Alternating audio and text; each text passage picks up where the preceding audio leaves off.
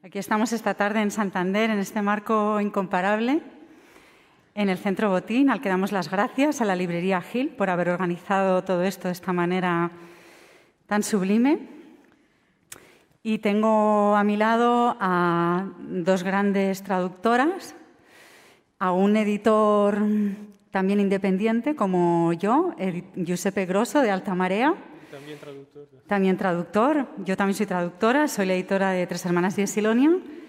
Tenemos a Marta Cerezales, que es otra gran traductora del francés, ahora nos explicará ella su trayectoria. Y a Olivia de Miguel, Premio Nacional de Traducción, que ha traducido para Tres Hermanas los primeros 3 volúmenes del diario de Virginia Woolf. Quedan pendientes los otros 2, pero pronto los tendréis. Y bueno, me ha tocado a mí moderar esta mesa, ¿no?, para hablar un poco de la relación editorial y contractual de los editores con los traductores. Por lo que sé de Alta Marea, de Giuseppe Grosso y del resto de sus colegas, son editores de literatura italiana del siglo XX, se han especializado en ese campo. Nosotras nos hemos especializado un poco en traducciones de otros mares, que es como se llama mi colección de traducción. Y bueno, es todo un riesgo, ¿no?, apostar tanto por clásicos, porque luego la prensa nos dice que ¿por qué traducimos a muertos o a muertas? Bueno, pues porque el valor de los clásicos es nuestra tarea, ¿no?, nuestra obligación también como editores, que los lectores puedan recibir esa herencia. ¿No te parece, Giuseppe? Sí, en efecto. O sea, ¿por qué rescatar literatura, digamos, del pasado? Por muchas razones.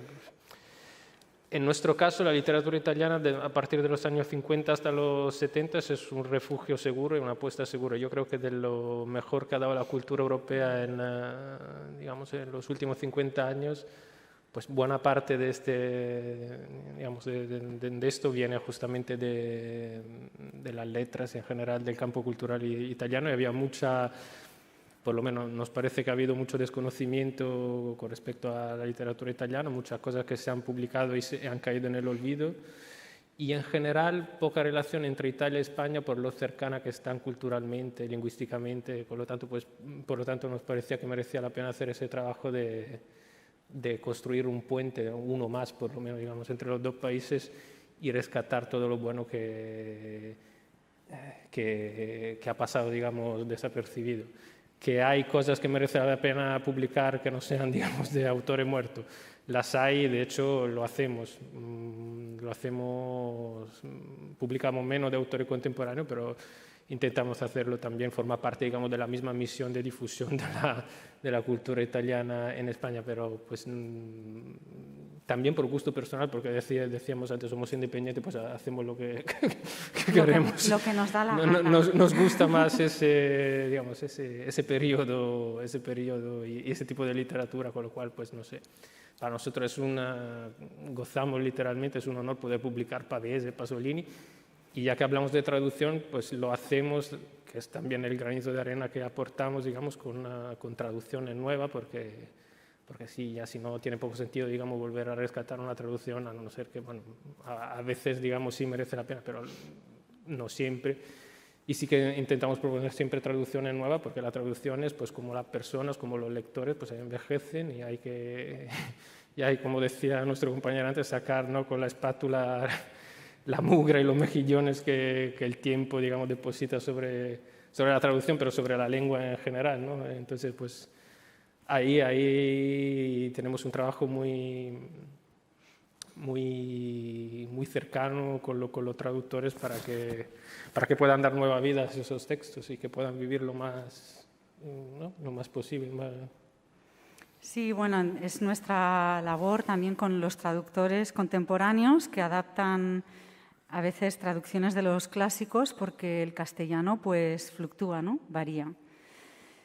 Nosotros también publicamos literatura que no solo de autores que ya no están entre nosotros, sino también autores contemporáneos, premios literarios de la Unión Europea, por ejemplo, nuestra reciente traducción del neerlandés Hambre, Hambre, de Jamal Oaraichi. Pero aquí estamos, bueno, vamos a aprovechar que tenemos a dos grandes traductoras que conocen muy bien su profesión, que queremos que nos digan por qué ahora hay estudios específicos de traducción, pero ellas se han ganado ese hueco en el ámbito de la traducción a base de mucho oficio. Entonces queremos que nos cuenten un poco.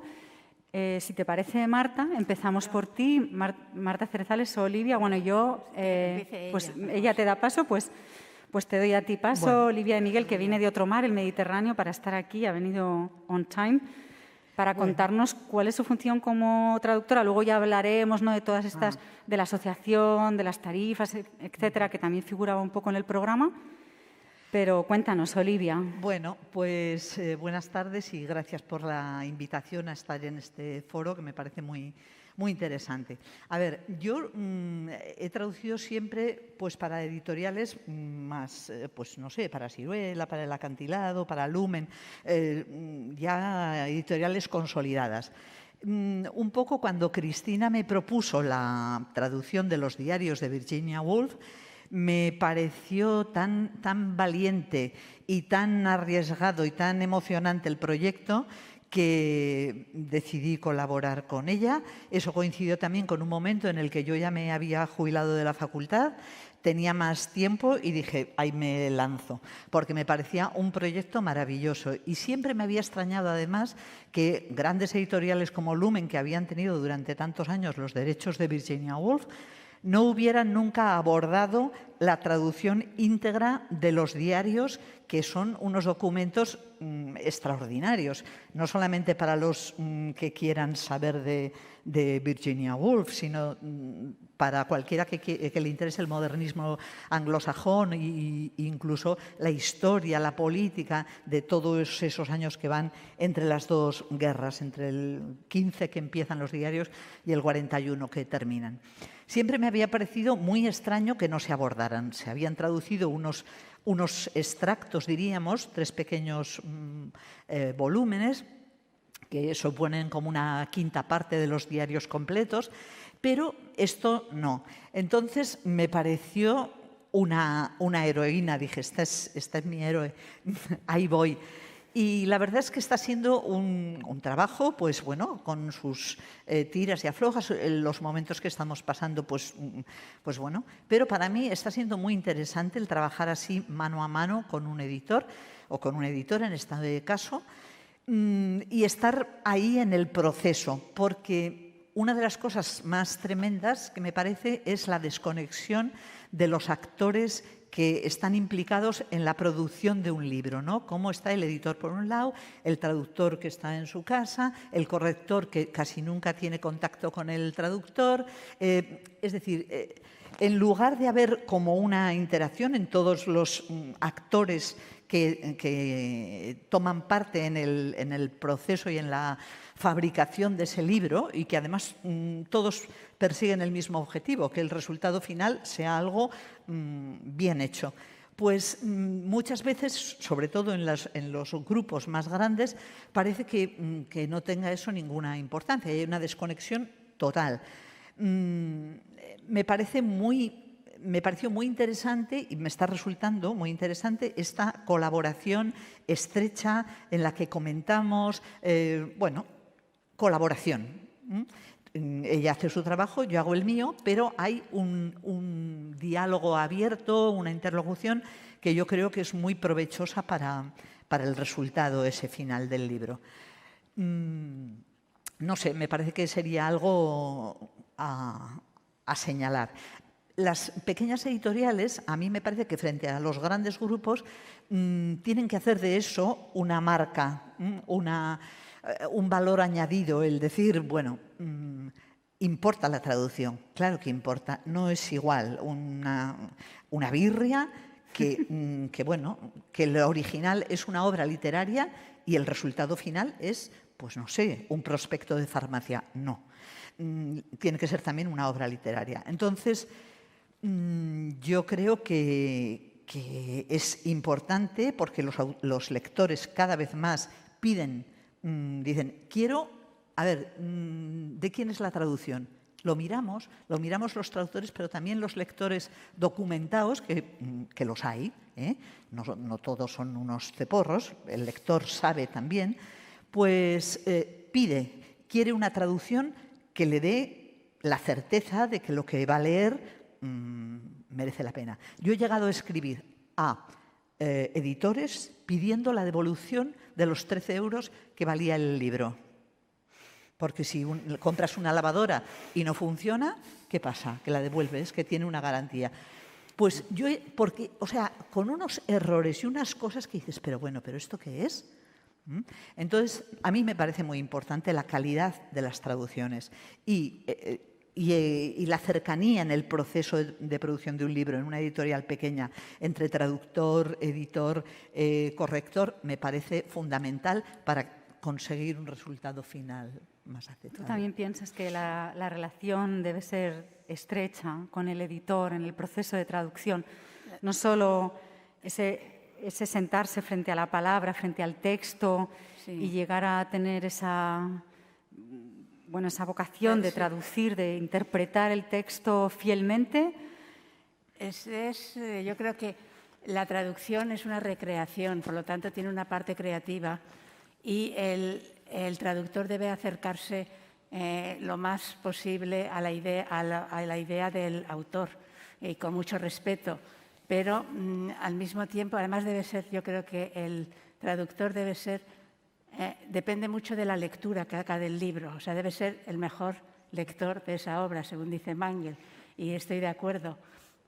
Pero es verdad que una traducción y otra de la misma obra, aunque sean dos buenas traducciones, son distintas porque la escritura del traductor está allí de alguna manera, está en esto. Yo soy una traductora, no soy una traductora, como si dijéramos profesional, soy una traductora fieramente independiente de alguna manera porque tengo que buscar editor, o sea, yo más bien elijo la obra y busco un editor. Y he empezado a traducir pues, en el 2004, me parece, una obra, porque cuando estaba yo en Marruecos y entonces estaba en la Consejería de Educación, entonces hacíamos todos los años un premio literario, algún cuento escrito en español, por marroquíes. Y aquel año vino Lorenzo Silva a estar en el jurado, entonces hablando vimos que los que escribían en francés pues se les publicaban en Francia, se les consideraban dentro de la francofonía como autores franceses. En cambio, los que escribían en español tenían muy poco eco en España. Y entonces pues decidimos hacer una antología de escritores que escribían en español.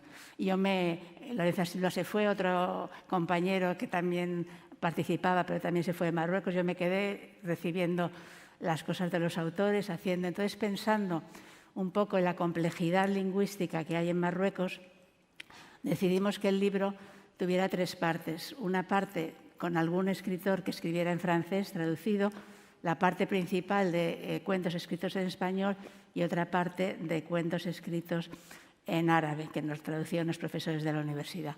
Entonces yo allí me puse a traducir a un escritor que me encantaba, que escribe en francés, escribe en árabe y en francés, Abdel Fattah Quilito, que es un escritor, hace cosas también pues ensayos y cosas literarias, pero siempre es todo alrededor del libro y con mucho sentido del humor.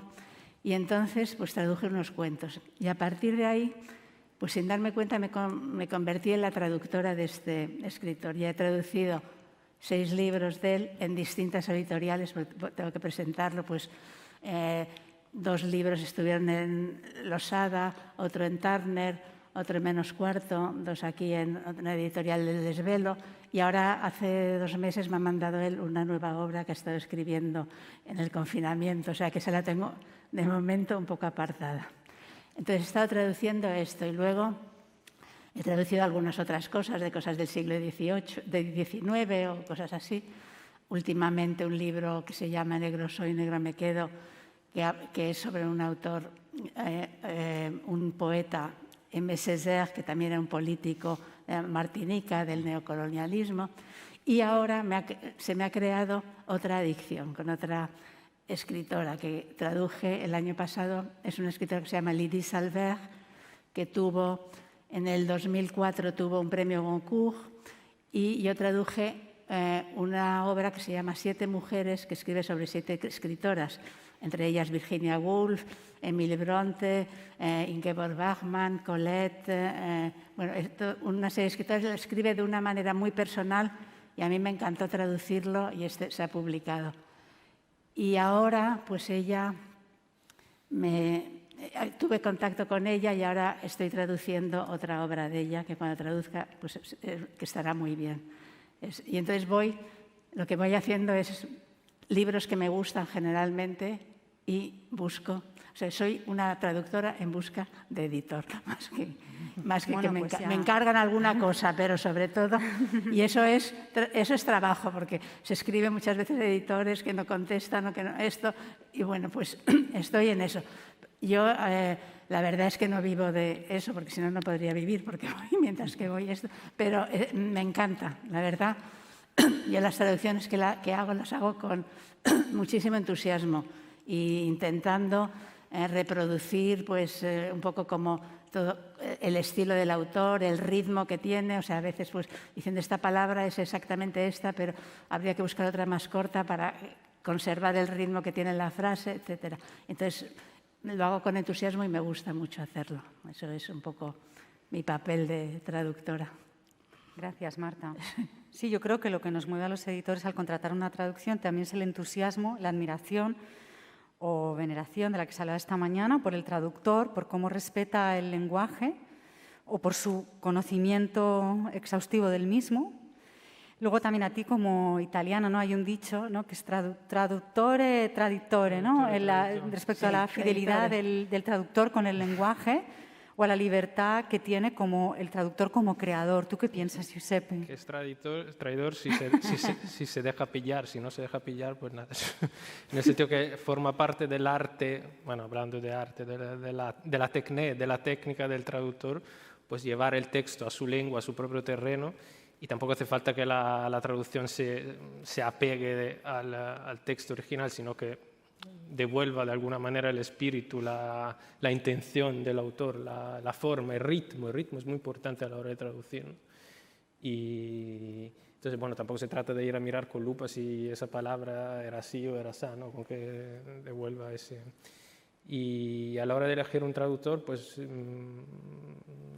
hay muchos factores a tener en cuenta. A nosotros, por ejemplo, nos gusta mucho como editorial joven que somos contar con traductores jóvenes, porque yo que a mi vez soy traductor, pues sé lo que cuesta encontrar editorial, proponer textos, obras. Entonces nosotros con mucho gusto tomamos en consideración propuestas de traductores, de jóvenes traductores, gente que sale de másteres de traducciones, a veces que de autores consagrados. Pero bueno, no tenemos perjuicios en este sentido. Si uno sabe hacer su oficio, que es el oficio de traducir, que es un oficio complejo, pero bueno, ¿por qué no darle una oportunidad? Sí, hay que apostar por los traductores jóvenes. No sé quién tradujo además, a Dacia Marini o Alda Merini. Bueno, ¿quiénes son los traductores de estos dos libros? Cuéntanos. Bueno, la traductora de Dacia Marini, que es mucho decir, Dacia Marini es una gran dama de la literatura italiana, una de las autoras contemporáneas más famosa, más vendida en Italia, aquí no muy conocida, pero bueno, en eso estamos. Para eso estás, ¿no? En que se conozca. Es una chica italiana, una periodista que había traducido, es una autora de cuentos infantiles que veneraba, volvemos, la obra de Dacia Marini y nos propuso una primera novela y luego ahí siguió, por ejemplo. ¿Qué más quería de Dacia Marini? ¿De quién me has preguntado? No, bueno, para saber un poco cuáles son los traductores que hay en tu editorial, ya que estamos aquí un poco para darnos por ejemplo, visibilidad. Carlos Gumper es uno de los traductores más conocidos del italiano al español. Por ejemplo, Carlos Gumper no traduce Pasolini. Otro traductor lo tenemos aquí, que Carlos Cravería, que ha traducido, por ejemplo, creo que de forma espléndida, los diálogos con Leucó de Cesare Pavese, que es un texto muy difícil, muy complicado. Y, en fin, bueno, elegimos según las circunstancias, tampoco tenemos ahí un criterio fijo. repito, prima, evidentemente, siempre que no conocemos un traductor, eso sí, pedimos una prueba de traducción y entonces sí, como todos en la editorial hablamos tanto español como italiano, sabemos reconocer si la traducción es buena, no es buena, Claro, ahí está, yo lo pienso. Pero bueno, estamos tan convencidos de la importancia de la labor del traductor, por ejemplo, que nosotros por política, digamos, editorial ponemos el nombre de traductor en portada, por ejemplo, porque efectivamente, pues como decía yo, pues realmente rehace de alguna forma la obra, ¿no? Tiene una autoría, una coautoría en el texto que lee el lector español, con lo cual pues es justo, digamos, que salga su nombre en la portada justo al nombre del autor. Claro, del autor, sí. Sí, es una práctica que no estaba muy consolidada anteriormente, ¿no? en el panorama editorial, pero que poco a poco se ha ido consolidando y ahora yo no conozco editor que no ponga a su traductor en cubierta. Bueno, luego me desmientes o me sacas de mi equívoco, quizás sí que los haya y pienso que todos son como nosotros, ¿no? Que sí tenemos ese respeto al traductor. Creo que es una práctica que se está difundiendo, sobre todo las editoriales independientes, algo que suelen hacer, quizás las editoriales más grandes, más consolidadas, quizás como antes no se solía hacer, pues sigan con esta costumbre de no ponerlo, no creo que pero bueno. ¿Verdad? Y también eso corresponde con un movimiento que ha habido importante a partir de las asociaciones de escritores y de traductores. Por ejemplo, ACTT ha estado ahí muy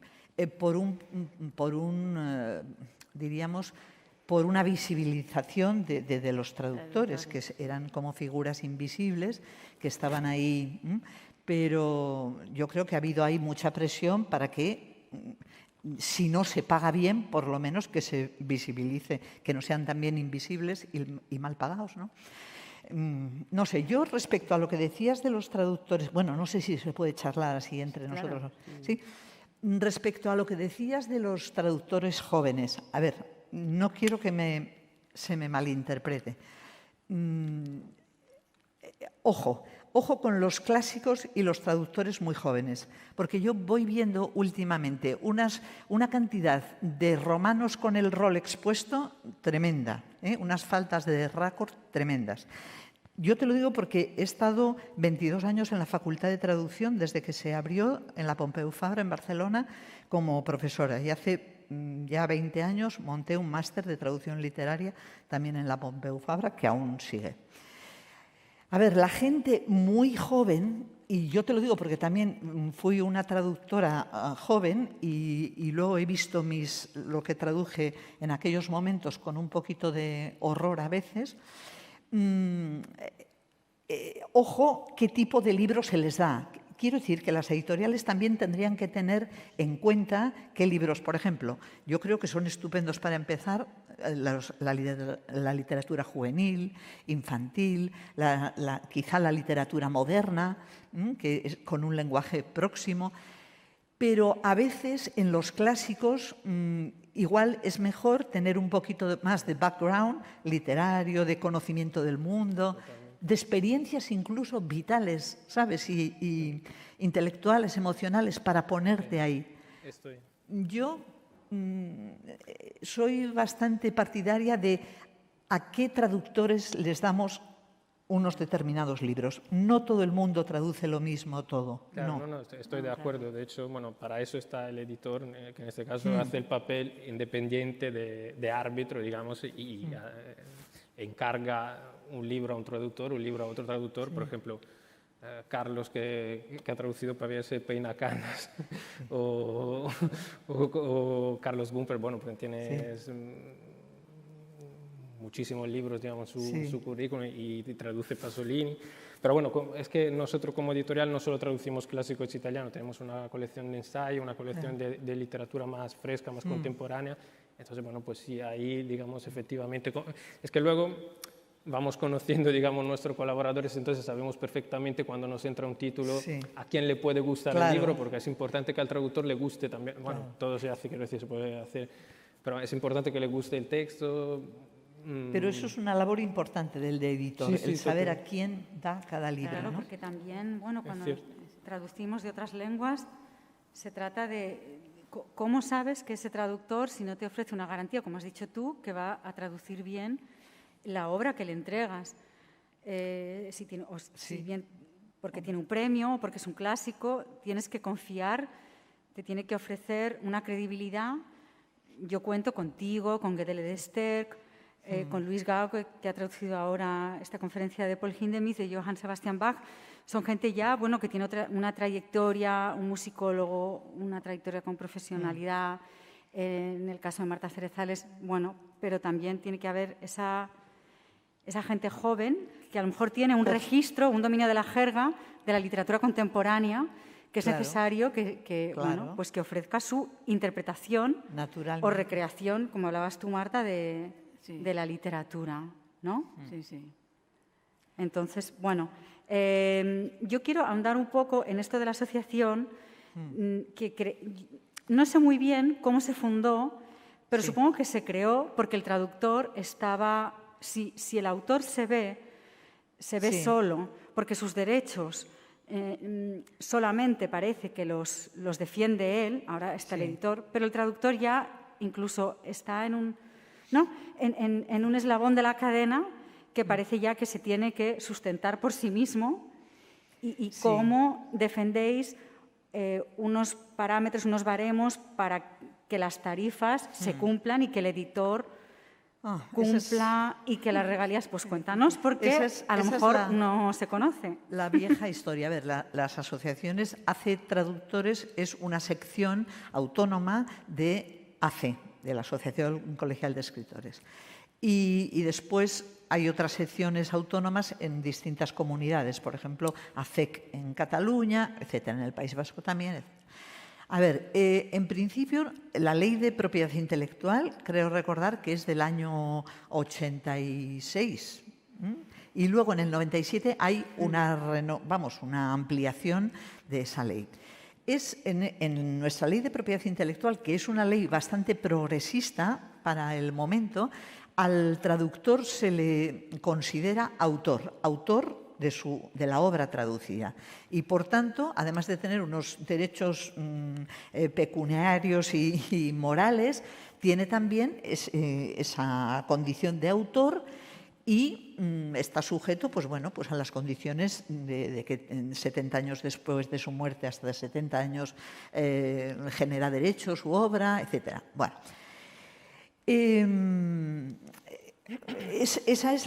las asociaciones nacen porque la labor del traductor es una labor como muy aislada. La editorial está ahí, los grandes grupos tienen sus equipos jurídicos, tal, pero el traductor es alguien que está en su casa con su ordenador o antes con su máquina de escribir y ya está, y está aislado completamente.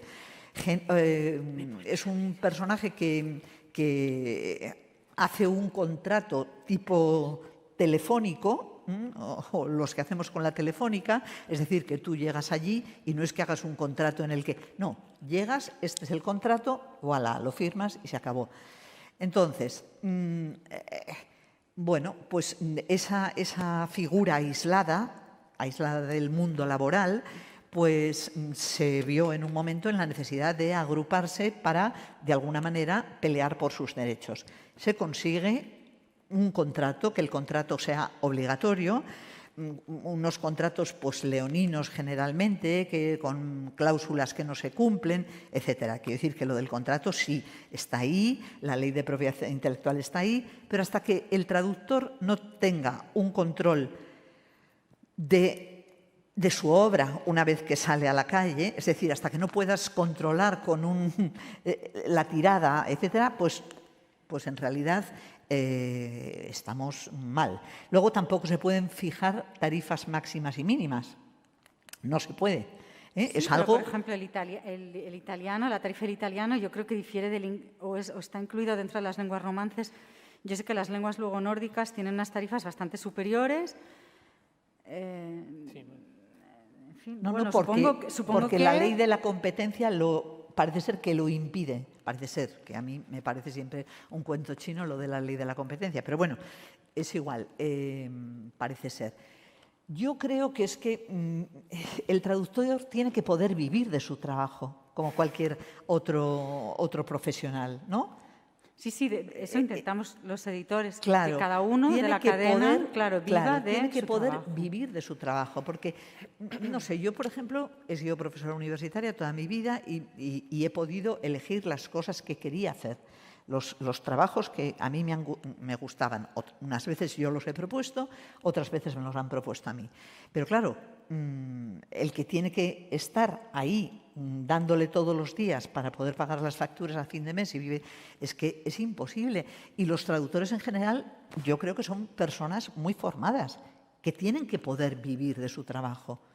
Bueno, ¿no? eso intentamos. Como pasa en Francia, Alemania sí, o donde sea. Los Además, editores sí. fieramente independientes, Además, yo la me he vestido de importancia- fieramente independiente, queremos Sí. que los traductores Sí, es que... vivan de su trabajo y tenemos un respeto por vuestra obra Claro. Lo sé. enorme.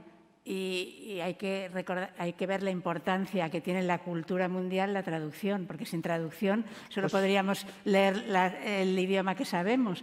Y se necesita, además los escritores necesitan leer a otros escritores de otras partes. O sea y ha habido libros que han renacido gracias a la traducción, por ejemplo, Las mil y una noche, que cuando se empezaron a traducir en Francia en el siglo XVIII, XIX, que ha habido traducciones que pues son imperfectas, o sea, hay miles de traductores, pero esa obra que estaba en árabe en distintos sitios empezó en los mismos países árabes a renacer gracias a que se había traducido en Occidente, por ejemplo. Un poco las distintas traducciones, sean mejores o peores, pues el libro infinito, como decía Borges, pero la traducción allí es absolutamente esencial, ha sido, por ejemplo, y en todo esto. ¿Os habéis encontrado frente a una traducción ante una complejidad casi imposible de solventar por vosotras mismas o por ti mismo? Luego yo hablaré de mi experiencia, pero vosotros habéis tenido frente al texto algo como esto no lo puedo llevar a mi lengua. Lost in translation. Claro, es que yo, bueno, soy... Yo estoy a veces lost in translation porque... Entonces, por eso quiero traducir, porque sé que hay cosas que son intraducibles y a mí me gusta leer en la lengua original, pero claro, no todo lo puedo leer en la lengua original. Decía la editora de Acantilado que en las editoriales también sería importante, uno de los idiomas que deberíamos conocer, porque todos más o menos conocemos ciertas lenguas, pero sería el alemán, que en España pues necesitamos también traer, ¿no?, a traductores textos, perdón, no a traductores, textos de lenguas que hasta ahora pues muy difícil, sí. O durante un tiempo determinadas editoriales dedicaron ahí su nicho a traducirlas, pero ahora ¿qué? Sí. Pero bueno, a lo que os decía, ¿alguna vez os habéis visto ante una complejidad insalvable o que un texto lo tuvierais que cambiar? Por ejemplo, una rima, como tú decías, la cadencia es muy importante, el ritmo, el sonido. El ritmo es importante en una obra, claro.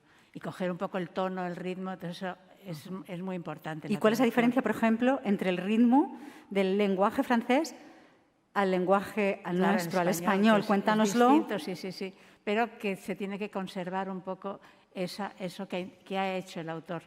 Entonces, de una manera no será exactamente igual en un idioma que en otro, pero sí que la intención, y si ves que hay una intención de eso, tienes que conservarla. O sea, que hay que traducir, por lo menos en mi caso, con mucho cuidado y buscando. O sea, yo cuando traduzco aprendo muchas cosas. Por ejemplo, este autor árabe, pues he aprendido muchísimas cosas de la literatura árabe que no sabía, de la literatura occidental también al mismo tiempo. Las mil y una noches me he leído todas las traducciones porque él hace mucha alusión y uno de sus libros es sobre las mil y una noches. Entonces, aprendo mucho sobre muchas cosas. Y esta misma autora, esto de 7 mujeres, me he releído o leído por primera vez otra vez las obras de las 7 escritoras, aparte de lo que ella dice, porque te tienes que poner en comunicación con el autor de alguna manera. Es mi caso un poco sí. Que ya te digo que no soy una traductora, no he sido siempre traductora, entonces esto lo hago, soy traductora independiente de alguna manera, que voy buscando sobre todo las editoriales, o sea, que es el trabajo que más me cuesta es ese. Y por cierto, para las editoriales hay un libro que os hablaba al principio, por si a alguno le interesa, que es ese de la antología de escritores marroquíes, que bueno, eso fue en el 2004, es un libro que lo dividimos en 3 partes y tal, y bueno, y lo editó Destino. Y ahora está completamente descatalogado, no se encuentra en ningún sitio. Y desde hace 2 años yo recibo muchísimas cosas de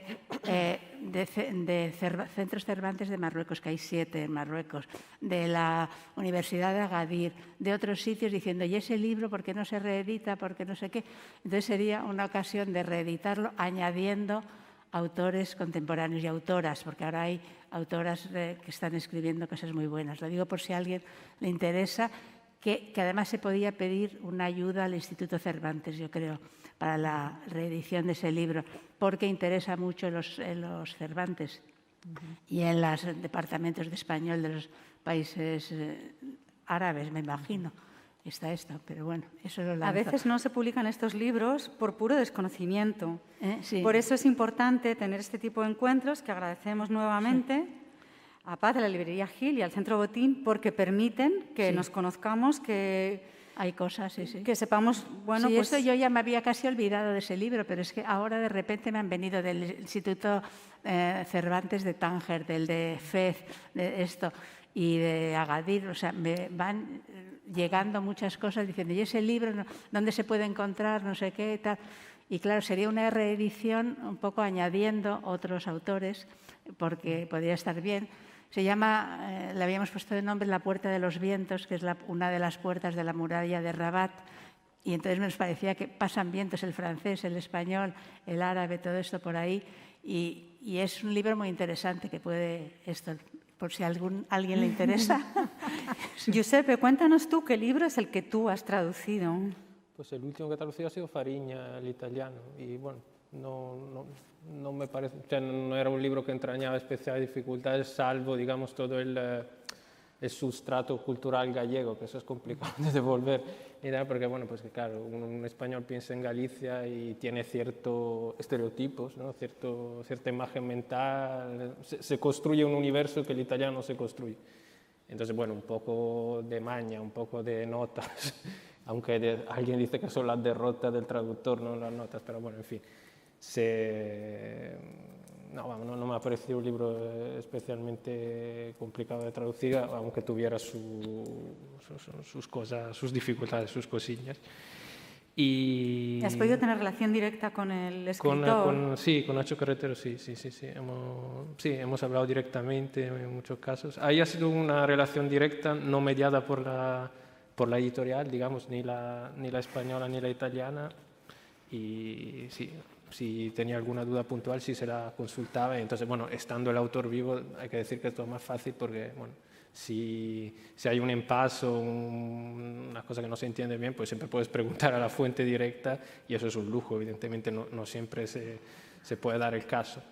Que no sé si es mejor o peor, no sé, en ese caso todo bien, ¿no? Pero en otro caso, cuando traduces a un autor vivo, luego tienes la vigilancia estricta del autor que, bueno, normalmente no suele pasar nada, pero no, en fin, digamos que cuando se trata de un autor ya, por lo menos, digamos, no. Aunque a veces los herederos también ejercen esa función de control que casi, ¿no? A veces peor que el autor mismo, pero... Y luego cosas interesantes pues traduciendo del italiano al español, que no es un trabajo que hago yo evidentemente, hay muchas veces uno se encuentra con expresiones o frases dialectales. En Italia pues hay todo un florecer de dialectos, de lenguas regionales que muchas veces entran en la literatura. El último caso, por ejemplo, con Gumpert y Pasolini, por ejemplo, hemos publicado un libro que se llama Historia de la ciudad de Dios, que son relatos sobre Roma y que se desarrollan en Roma. Entonces, bueno, ahí sale mucho el dialecto romano, ¿no? Entonces, ¿cómo trasladar ese dialecto romano al castellano? O sea, cómo devolver esa connotación sociolingüística que tiene el uso del dialecto en Roma, en esa época, en ese entorno, en ese contexto. Difícil, bueno, pero hemos optado por... Pero no imposible, difícil, pero no imposible. Bueno, imposible, realmente imposible, se hace lo que se puede, en el sentido que uno se puede acercar más o menos a ese objetivo. No lo vas a lograr, pero eso digamos, lo damos por descontado y lo aceptamos como digamos, un precio que hay que pagar para poder traducir, ¿no? Eso lo asumimos de entrada y vivimos todos más felices ya desde el principio, porque si no, no se puede conseguir. Pero bueno, se puede conseguir más o menos, puede estar más acertada o no la traducción. Entonces, en ese caso, justo hemos optado por utilizar un castellano de la calle, digamos, que devolviese ese matiz de chicos del arroyo, de chicos de la calle. Y bueno, yo creo que ha funcionado. Evidentemente, creo que su lector coge el texto sin saber quién es Pasolini, sin haber estado en Roma. Bueno, a lo mejor se pierde algo, pero si sabe un poco el contexto de la época histórica, todo eso, pues sí que a través de esa traducción pues ya se hace una idea de los personajes de ese libro de Pasolini, por ejemplo. Bueno, hay un libro, hablando siempre un libro que, bueno, habrá mucho, pero uno que me gusta especialmente, de Umberto Eco, pues efectivamente, que no sé cómo se ha traducido el título, pero supongo que decir casi lo mismo, que en italiano era dire quasi la stessa cosa, que habla sobre todos estos temas de la imposibilidad, digamos, de lograr la traducción, pero de lo indispensable que es ahí el conocimiento cultural antes que lingüístico, porque cultural antes que lingüístico del traductor, para que sepa reconstruir estos universos, ¿no? Y trasladarlo de una lengua a otra, y por ende de una cultura a otra, que es la parte, yo creo más difícil del oficio de traducir. Claro, el trasladar, ¿no? Efectivamente, la cultura original a la nuestra. Por eso tú eres una experta en tu formación. Cuéntanos tu formación. Mi formación es de filología anglo-germánica. Y luego hice un doctorado en teoría de la traducción.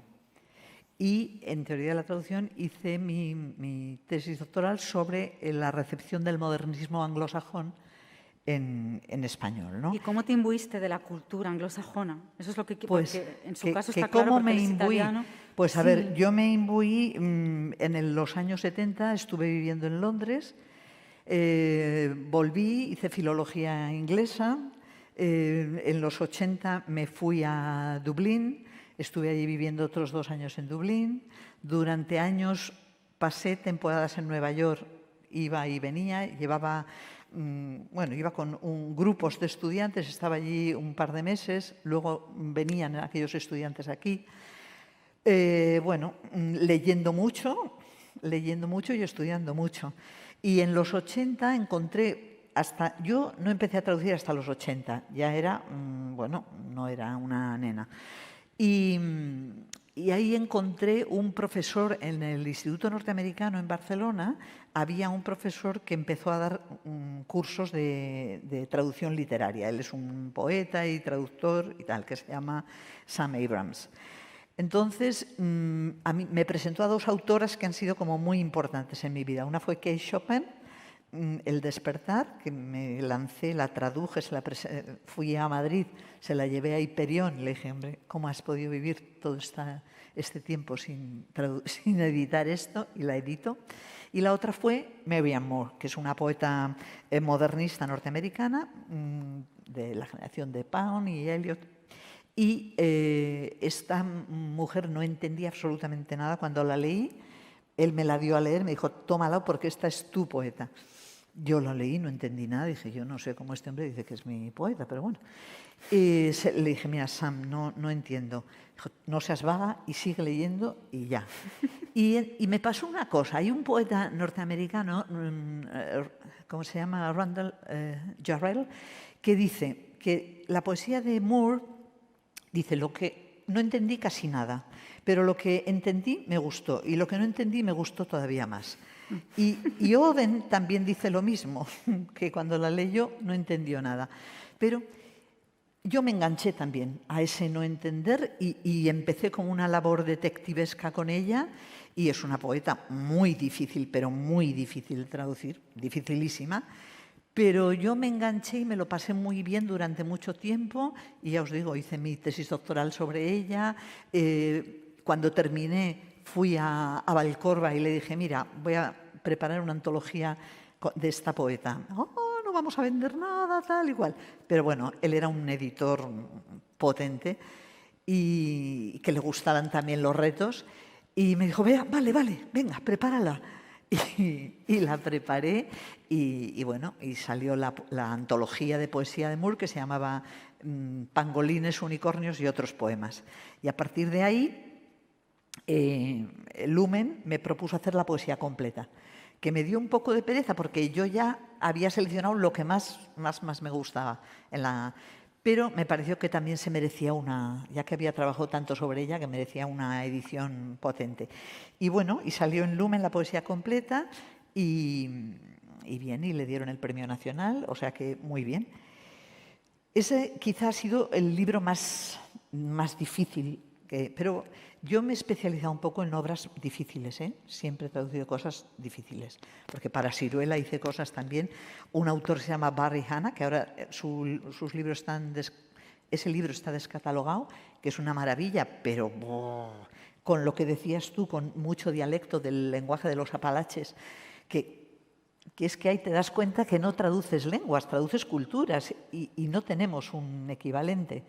Entonces, bueno, pues ahí hay que hacer encajes de bolillos porque el español resiste muy mal el lenguaje fonético, la transcripción del lenguaje fonético, el utilizar distintos sociolectos, ¿no?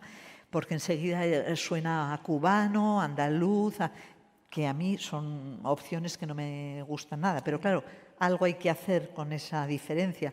Eso es un problema muy peliagudo en traducción. Pero bueno, no sé, la señora Woolf, los diarios son complicados porque además tienen una complejidad añadida y es que un diario está escrito, una novela está escrita en 1 año, 2 años, un periodo corto y el traductor ahí entona, coge el ritmo del texto y ya está. Pero en unos libros que están traducidos a lo largo de 20 y tantos años y que además es un lenguaje muy fragmentario, bueno, es complicado porque hay una evolución del personaje que escribe y de los textos, lógicamente. Y entonces tiene otra complejidad que la poesía de Moore o que, no sé, o que Orwell, pero bueno, es complicadito también. A ver, es que todos los textos literarios son complicados, Bueno, es que no hay ninguno fácil. No sé, ¿no? Es que... Los registros, dime, Javier, ¿tenías una pregunta? Sí, tengo 2 preguntas, pero son cortas. Una para los editores, para abundar en la relación editor-traductor. Una cosa que me interesa, ¿os habéis encontrado el caso de que os han entregado una traducción? Pensáis que es correcta, pero como a mí me ha pasado, yo digo, ahí está la letra, pero no está la música. ¿Y cómo os habéis enfrentado a esa situación? ¿Cuál ha sido el acercamiento con el traductor o no? Esa es una para vosotros. Y para las traductoras, una curiosidad. ¿Os gusta traducir? ¿Leéis el texto completo primero y lo analizáis? ¿O os tiráis empezáis y termináis? Gracias. Bueno, habla tú, porque hace tiempo que no intervienes. Yo creo que lo que había dicho antes, creo que el traductor debe ser el mejor lector del libro que va a traducir. Por supuesto, tiene que leerlo antes todo, si quiere traducirlo bien y leerlo con muchísima atención y con ese mismo respeto y atención tratar de ponerlo en el otro idioma, que a veces no puede ser exactamente igual, pero acercarse lo más posible. Pero para eso tienes que haber leído el libro no solo una vez, sino varias veces y leerlo dentro del contexto y a lo mejor leer otros libros del autor. A mí es lo que me parece que hay que hacer. Sí, yo creo que es que una traducción es una lectura. Es una lectura es y lo primero. Entonces, bueno, depende. A ver, si el libro quieren que esté para pasado mañana, pues como puede sucederle a los traductores que trabajan únicamente, pues yo creo que lo de leer primero el texto y analizarlo y tal, pues en una clase de traducción queda precioso. Pero en la realidad eso no sucede, porque no puede suceder, porque la cosa tiene que estar para antes de ayer. Yo, por ejemplo, en mi caso concreto, siempre he traducido libros que ya conocía, pero es que yo he traducido casi siempre del 19, 20, ¿sabes? No he traducido autores de ahora. Por tanto, ya eran autores que a mí me decían algo que o me los han propuesto o yo los he propuesto, pero que los conocía. Entonces, sí, yo creo que en un estado ideal de cosas hay que leer todo de pe a pa y analizarlo. Pero en la realidad, pues eso es difícil de que suceda. Por ejemplo, en cuanto a lo que dices de la música, que tenga la esencia pero no la música, bueno, en los textos, en las traducciones de lenguas que yo conozco, como puede ser el italiano, el francés o el inglés, pues ahí sí puedo advertir. De momento, afortunadamente, todavía no me ha pasado en mi corta trayectoria de 5 años. Espero que me pase pocas veces, porque uno también, o sea, se involucra de diversas maneras en el proceso de traducción y no quiere que luego el texto final carezca de esa musicalidad. Pero no me he enfrentado, gracias a Dios, a ese problema. Que luego me pasa en las traducciones de otro idioma que no conozco, pero como sí es una buena traducción, sí que tiene ese ritmo y esa cadencia que sí que busco en esa traducción, aparte de la palabra precisa y exacta, pues realmente no he tenido que rechazar ni desestimar ninguna traducción. Alguna, bueno, sí en una ocasión, no voy a decir de qué libro, y al final coges y te sientas y pues acabas reescribiendo según lo que tú quieres y crees que tienes que leer. Pero eso pasa en la lengua, si conoces el idioma de origen. Si no lo conoces, es una labor que te puede llevar a rechazar el proyecto, a anunciarle al distribuidor que retiras ese libro de tus novedades, a reestructurar el catálogo y luego pues te tiras al mar porque ya no sabes cómo vas a afrontar. ¿A ti te ha pasado, Giuseppe, algún texto que no estabas convencido? Sí, digamos, si son traductores que no conocemos, pues yo creo que con una prueba de traducción ya uno ve por dónde van los tiros y entonces, bueno, dice sí, no, cambio traductor. Si son traductores que conocemos, bueno, pues no suele pasar. Si pasa, si son peccata minuta, si son, ¿no? Pues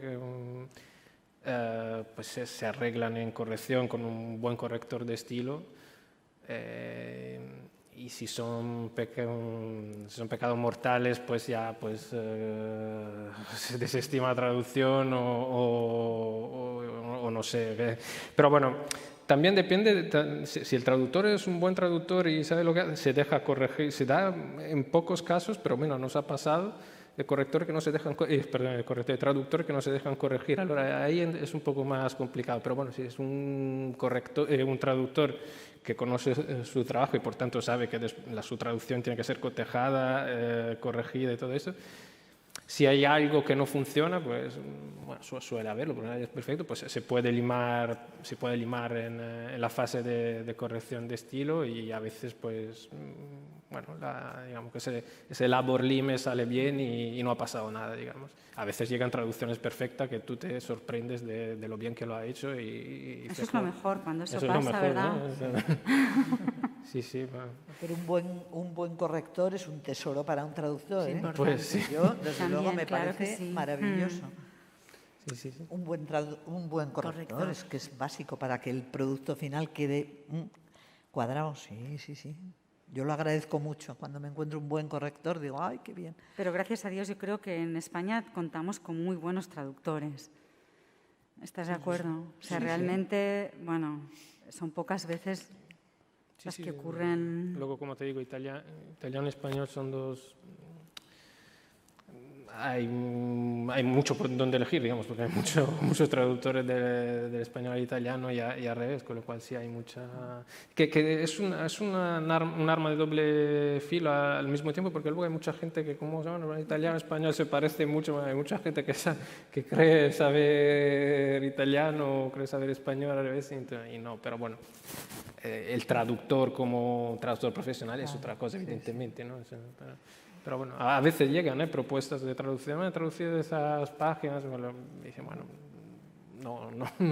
no es eso, ¿no? Eso forma parte también quizás de reconocer la profesionalidad del traductor, claro. No saber que no todo el mundo por saber un idioma puede ponerse a traducir, evidentemente, ¿no? No sé cómo vamos de tiempo realmente. Paz, ¿tú querías decir algo? ¿Qué? Perdona, yo estoy sorda, ¿eh? No se oye. Yo también. Además, con las mascarillas se oye. Cuando fatal. has Con hablado las del mascarillas se oye despertar muy mal. Ya. de Kate Shop, el despertar que habías Sí, traducido, sí, sí.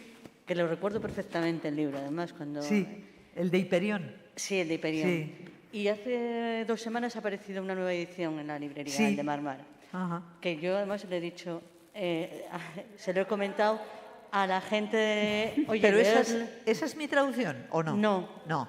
No, a eso me refería. Tú lees las traducciones, o sea, hay 2 ediciones más del Despertar. ¿En algún momento te acercas a ellas para ver cómo están traducidas? No, No. la verdad no. Yo, el Despertar fue en el 86, me parece, salió por primera vez en Hiperión. Que yo, ya te digo, hice algo que ningún traductor debería hacer, que es traducir una obra sin que encomendarte a nadie y luego venderla. Primero vender, pero bueno, eso es de primero, pero cuando empiezas joven pues no te enteras, ¿no? Pero se la vendía a Hiperión y ahí hubo varias ediciones. Después traduje los cuentos, una selección de cuentos, y apareció en una editorial que ya no existe, que se llama Ediciones del Bronce. Y posteriormente, esos cuentos y alguno más, y El Despertar, apareció en Alba, que es El Despertar y otros relatos. Y ahora RBA ha vuelto a comprarla y acaba de aparecer también. O sea, pero esa no. No, yo no lo leo. Cuando voy a traducir una cosa por primera vez y hay algo ya está traducido, que me ha pasado pocas veces, pero algunas sí, por ejemplo, me pasó con 1984, que en el 98, para celebrar el 50 aniversario de la publicación en inglés, Galaxia Gutenberg hizo una edición muy bonita, conmemorativa de los 50 años. Entonces ya había traducción de 1984.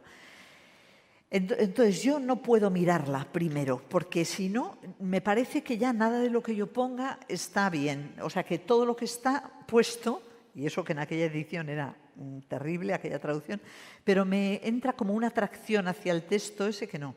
Lo que hago es, yo traduzco y después me miro. Sobre todo miro, no lo miro entero, aquellos lugares donde yo he tropezado, ¿sabes? A ver cómo lo ha resuelto el otro. Sí, claro, lo miro. ¿Tenéis alguna pregunta? No sé cómo vamos de tiempo, que alguien me... Son las 7. Pues Ernesto Calabuch, traductor del alemán. Bueno. Aparte de otras muchas cosas, pero ahora como traductor del alemán a lo mejor quieres intervenir. Sí, bueno, en primer lugar que me interesa muchísimo lo que estáis comentando. Tú has mencionado el alemán y a propósito de eso, yo quería haceros una pregunta porque muchas veces, digamos, por culpa de malas traducciones en el pasado, por ejemplo, en el caso del alemán, en España se conoció mucho a Günter Grass y sin embargo se conoció mucho menos a Siegfried Lenz, que era un contemporáneo del que además eran de la misma edad, que bueno, yo traduje Lección de Alemán, Deutsche Stunde, para Impedimenta, y es un libro que en Alemania es un libro sobre este concepto tan terrible de los alemanes, digamos, nazis, la alegría del deber, ¿no? Un concepto terrible porque no solo cumplían el deber, sino que además había que hacerlo con alegría, aunque fueran monstruosidades, ¿no? Pues hay un libro que es emblemático, que es Lección de Alemán, que en Alemania se sigue leyendo en los institutos. Entonces aquí había una traducción muy mala, antigua, decidimos hacer una nueva y yo tenía un poco el deseo, que creo que tenéis seguro que lo compartís, cuando tenéis entre manos un gran libro, que decís, esta es la ocasión o ahora sí ¿qué va a tener? Te sientes un poco frustrado, supongo el editor, pero también el traductor, ¿no? Que de alguna manera ha estado peleando con ese texto. Entonces yo sin extenderme mucho, simplemente la pregunta es, en vuestra experiencia, ¿os ha ocurrido alguna vez una traducción de un libro que os parecía maravilloso y que de repente ha pasado desapercibido y no entendéis el porqué, ¿no? O no ha tenido el éxito, que no es el caso? Bueno, este libro se vendió, pero en la comparación con Alemania no tenía nada que ver, ¿no? El componente ético que tiene este libro, además. Entonces quería preguntaros si os ha ocurrido y si podéis decir con algún autor en concreto que no entendéis por qué no tuvo la relevancia que merecía. Es la pregunta. Giuseppe, si quieres contestar. Pues dices del libro que esté bien traducido al castellano y que no ha tenido el éxito que... O más bien un autor que, imagina un autor italiano que aquí no se conozca bien y tú lo das a conocer y dices, bueno, este autor va a ser un éxito porque merece la pena y de repente no lo consigues. Te voy a citar un ejemplo de un autor que no se conoce, de hecho porque no ha ido bien el libro, pero que no es nuestro, publicado por nosotros, que ha publicado Rata Nature, que es Luciano Bianciardi. Yo creo que el traductor del libro se llama, ha publicado las 3 obras mayores, digamos, pero el primero es, y el mejor creo, La vida agria. Creo que el traductor tuvo algún premio de traducción también. Era una obra difícil de traducir. Está bien traducida el libro y el del autor yo creo que merece muchísimo la pena y creo que ha pasado totalmente desapercibido. Por ejemplo, sí, en este caso, sí. Bueno, a veces para cometer las traducciones... Perdona, tenemos una pregunta, ¿no? Para cometer las traducciones, ¿por qué nos decimos por unos textos y no por otros? A veces es verdad porque vienen los traductores, o en primero de traducción, como decías tú, de juventud, y también sigue pasando, porque si no, muchas veces pues, por desconocimiento no lo hacemos. Pero tienen que tener, pues también, hablamos de la importancia de los medios, también tiene que venir el texto avalado por sus ventas o por buenas críticas en otro país o por un entusiasmo personal, pero si no conoces la lengua, pues tiene que tener la garantía de que ahí también interviene otro agente en esta cadena de la edición, que es el agente literario, ¿no? Muchas veces, si no, ¿cómo te puede llegar un buen texto? Pero en las editoriales pequeñas la gracia es que que el traductor muchísimas veces, ¿no?, es el que propone también. Por eso digo, claro. Que eso no sucede en las grandes editoriales, es mucho más difícil, pero que precisamente en el ámbito de pequeñas editoriales la cercanía es mucho mayor y el traductor, aparte de traducir, también es alguien que propone y que introduce, no sé. Yo me acuerdo durante años estuve obsesionada, propuse a todo Dios en este país traducir Joan Gideon. Anda, que... Bueno, pues nadie... me lo hubieras propuesto antes. Esto, mira, cuando vine, yo no sé qué años, pero bueno, hace muchísimos años. Nadie pasaba todo el mundo olímpicamente. Cuando estuve trabajando con Viñuales en Global Rhythm, apareció el año del pensamiento mágico y le dije, cómpralo, pero cómpralo ya. Y lo compré y lo traduje. Pero eso fue pues hace, 8 años o una cosa así.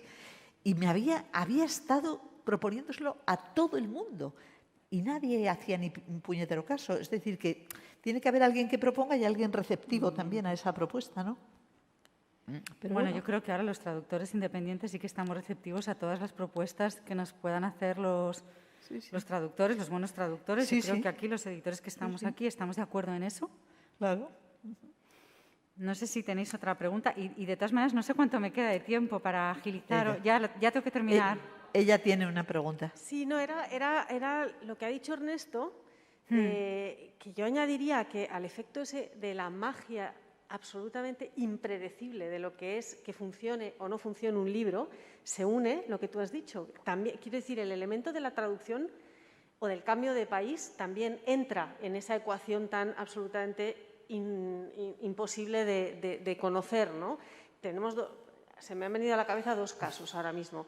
Uno, no sé cómo será de cierto, pero la leyenda urbana cuenta que cuando Sigrid compró Harry Potter había pasado por no sé cuántas editoriales españolas y la contestación, esto yo se lo he oído decir a ella, era, pero ¿a quién le va a importar en España las historias de unos chicos en un colegio internado inglés que no tenemos ni la cultura de esa? Bueno, pues ella lo vio y bueno, sabemos lo que es Harry Potter. Y la otra es La sombra del viento, me parece que era la novela esta que aquí no vendió nada, la leyó Helmut Kohl traducida al alemán y una vez que la leyeron en Alemania fue un furor y entonces se volvió a leer en España. Entonces dices, hasta el elemento cultural que dices, ¿quién va a comprender la cultura de los Apalaches, como dices tú?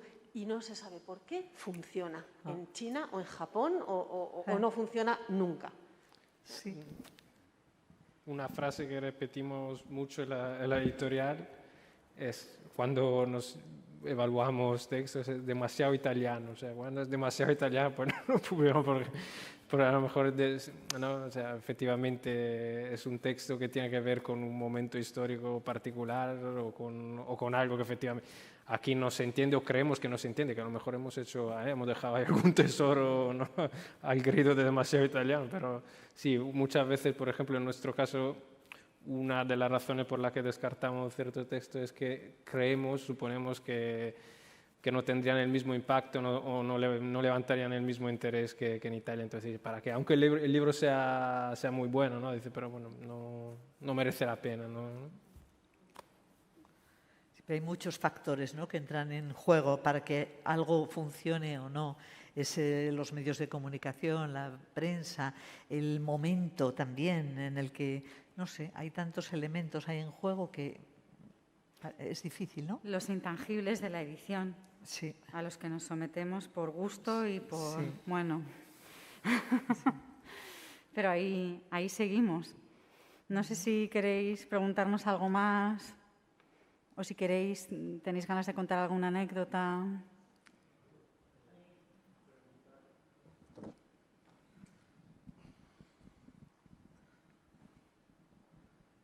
Visto que se habla de corrección y de la importancia de la corrección y los buenísimos correctores que tenemos en España, si el proceso para un editor, sobre todo, y luego para las traductores o traductoras de gran peso, el proceso de editing que se sigue con una traducción es exactamente igual de rígido que el que se sigue con una novela original o con una obra original. Es decir, llega una obra original en castellano a una editora española y el editing, la intensidad es tan fuerte como cuando llega una traducción, o como la traducción ya se da por sentado que ha llegado a través de un profesional de la escritura y que ha podido cotejar un texto, no necesita tanto editing como si fuera una obra original. Bueno, yo creo que en mi caso yo doy por sentado que el traductor va a hacer, aparte de hacer luego en la editorial el proceso de edición, ¿no? Pero das por sentado y presumes que el traductor te va a entregar un texto casi impecable, sobre todo en cuanto a errores que pueda haber de concepto. Pero bueno, yo también he sido traductora y me he encontrado con textos donde Miguel Hernández escribía una obra después de muerto. Y hablábamos antes en la comida de este tipo de fallos, pero bueno, el traductor no tiene que ser ni el corrector, tiene que ayudar en ese proceso, pero es vital la calidad del traductor. Antes, por ejemplo, yo creo que ahora no se aborda este tipo de proyectos porque son un poco impensables. Los traductores de grandes novelas también eran escritores. Acordémonos que las grandes traducciones de Virginia Woolf, ¿no?, están a cargo de Borges. Bueno, pues entonces ya tú presumes que hay la calidad, pero que no están exentos de los textos de errores. Hay que mirarlos con lupa y aunque se miren con lupa, incluso así puede ser que salte un error una vez esté impreso el título o publicado. Has dicho una cosa maravillosa en honor a las traductoras, que es, yo interpreto que normalmente uno se fía más del traductor que del autor. Perdona, uno se fía más del traductor que del autor. He creído entender. Es decir, uno piensa que el traductor debe entregar un libro limpio, pulido, perfecto. por paradoja, interpreto o intuyo que uno no se fía de que el autor vaya a entregar un texto tan pulido como el traductor, lo cual es un homenaje maravilloso a las grandísimas traductoras. Gracias. Sí. De rebote, no Bueno, sé si querías decir. es la mesa que me ha tocado moderar y yo estoy aquí a favor Lo ha de hecho los usted traductores. maravillosamente bien. Ha quedado estupendo. A muerte. De verdad. Estaba programado, porque... Ay. Otra pregunta que, Cristina, mencionabas al principio, no hemos hablado de ello en estas conversaciones, un clásico, y es la tarifa. ¿Cuál? No, sí, tienes Da razón. para mucho, pero bueno, pero alguna idea. No, está bien, está bien. ¿Alguna idea? ¿Cuál es la tarifa aceptable? ¿Cuál es la tarifa razonable? ¿Quién la fija? ¿Quién dice que es la adecuada? ¿Cómo lo veis los editores y cómo lo veis las traductoras? Hay unas tarifas estándar con las que yo me manejo, sobre todo en las lenguas romances. Luego están las lenguas nórdicas o la lengua, por ejemplo, ahora esta traducción del neerlandés. El precio por página, ¿no? O por holandesa, por página de 2.100 matrices del sueco o del neerlandés, varía de 16 a 18 euros. Que esos son, para un editor, palabras mayores. Si yo no tengo ayudas o subvenciones de fundaciones del país donde el texto se ha originado, yo voy a perder absolutamente como editora. O sea, lo que pasa que voy a cumplir con mi vocación de editora, que es dejar esa herencia cultural. Que por eso estoy aquí, porque si no realmente... Es que yo si lo que quería era ganar dinero, ya me lo decía mi madre, ¿tú quieres ganar dinero? ¿Para qué estudias filología inglesa? Vale, sí. Pero es Cristina. verdad que te tienen que ayudar. O sea, tenemos que recibir más subvenciones de las fundaciones y de los institutos de otros países para que traduzcamos de sus lenguas al castellano. Si no, esto cada vez va a ser más difícil. Igual que tenemos que también que publicar autores españoles, ¿eh? Que aquí lo digo, porque no solamente de traducción vive el editor, también de dejar esa herencia cultural en nuestra propia lengua, que es el castellano y el español. Sí. Ala. Cristina, yo eso lo entiendo y yo te digo, yo voy a publicar un texto del islandés y es más caro de lo que has dicho, pero Más es todavía, ¿ves? verdad que bueno. tiene subvención y solo gracias a eso. Pero has dicho una cosa, que pagas las tarifas estándar, pero ¿cuáles son las tarifas estándar? Quiero decir, ¿o dónde están publicadas? ¿Son estándar o son las...? En ningún lado, Bueno, no están eso, publicadas. Es una negociación entre el traductor y el De 12 a editor, 14... que depende de muchas cosas. Depende de muchas 12, cosas. 14, sí. Sí, entonces tú dices, bueno, o sea, al final, si ves que lo asumes o el traductor ve que el editor lo puede asumir, obviamente le va a exigir eso. Si el traductor ya sabe que está haciendo su trabajo en una editorial pequeña, también sabe que el margen de negocio en una editorial pequeña va a ser mucho menor que en una editorial grande. Claro. Porque estamos todo el día arriesgando. Aunque sea hermoso nuestro oficio, inmensamente bello, pero ya lo ha dicho Carlos antes de La uña rota, que aquí no estamos, partimos de una base también. Y el entendimiento siempre con los traductores, yo creo que siempre llegamos a un acuerdo para que ninguno pierda, porque el trabajo del traductor es inmenso, ¿eh? A ver, ¿Qué es lo que va a llegar al lector? En general, por más que se pague, está mal pagado, porque es que es un trabajo de encaje de bolillos. O sea, es que son horas y horas y horas y horas. Quiero decir que cualquier trabajo para el que no se requiere casi ninguna preparación es más rentable. Ahora, hay muchos elementos aquí en juego, ¿no? También hay otros pagos de la traducción, ¿no? Que a un traductor profesional no le consuelan para nada, porque las facturas hay que pagarlas a fin de mes y ya está, y que a otros traductores que tenemos otros ingresos o que pues nos compensan emocional, intelectualmente, es decir, hay otros pagos en especie, diríamos, ¿no? Pero claro, yo entiendo que alguien que tiene que vivir de la traducción lo tiene crudísimo, porque es que no, para el editor seguramente es un gran esfuerzo, estoy segura, pero también para el traductor es ruinoso. Pero bueno, son labors of love también, ¿no? En algún sentido, por parte de unos y otros.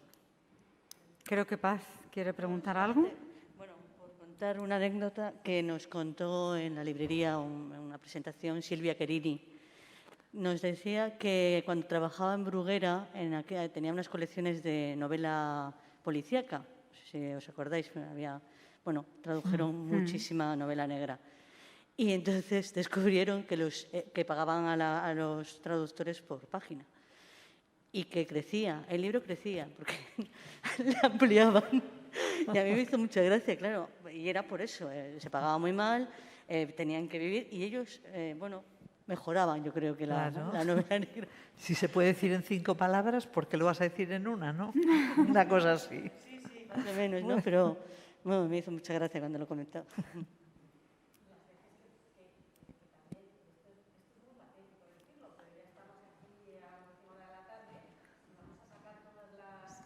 Cuando se paga más al traductor que al autor, que ocurre, es decir, bueno, voy a liquidar las regalías del autor, al traductor le he pagado X y el autor, que ha trabajado probablemente los mismos años en escribir ese libro, ingresa menos por regalías que el trabajo de traducción.